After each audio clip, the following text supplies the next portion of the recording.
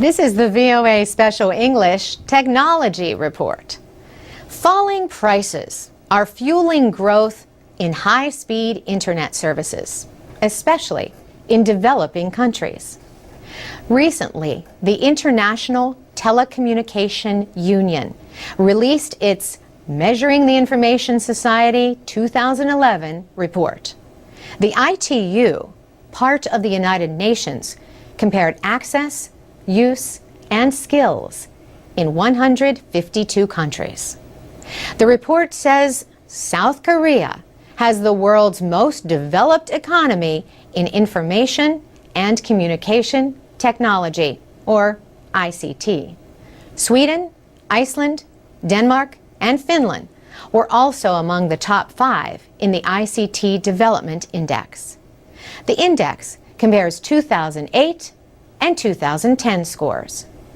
Saudi Arabia, Morocco, Vietnam, and Russia had some of the biggest improvements between those years. Susan Teltscher is head of the ICT Data and Statistics Division at the International Telecommunication Union in Switzerland. She says most of the growth has come from one source.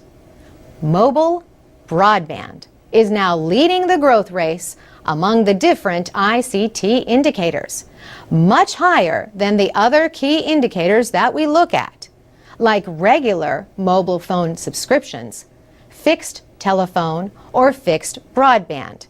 And the good news is that it's also starting to grow in developing countries. Mobile broadband subscriptions reached 872 million by the end of last year. 300 million of those are in developing countries.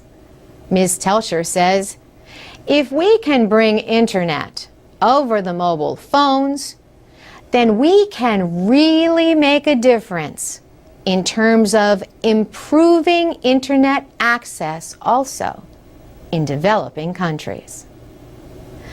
Falling prices are adding to the growth, she says, especially in the broadband area. The prices dropped by over 50% between 2008 and 2010, which is a very encouraging finding because this was primarily drops in the developing countries. Even so, the report says people in many low-income countries are still paying too much for high-speed internet connections. In Africa, broadband service for a home or office cost almost 3 times an average monthly income last year. That was down from 6.5 times as much in 2008. Also, there are big differences in broadband speed and quality from country to country. South Korea has Asia's 4th largest economy. Susan Teltscher says, if you look at what they have been achieving in terms of ICT development, it's actually higher than what you would expect given their national income. For VOA Special English, I'm Carolyn Presutti.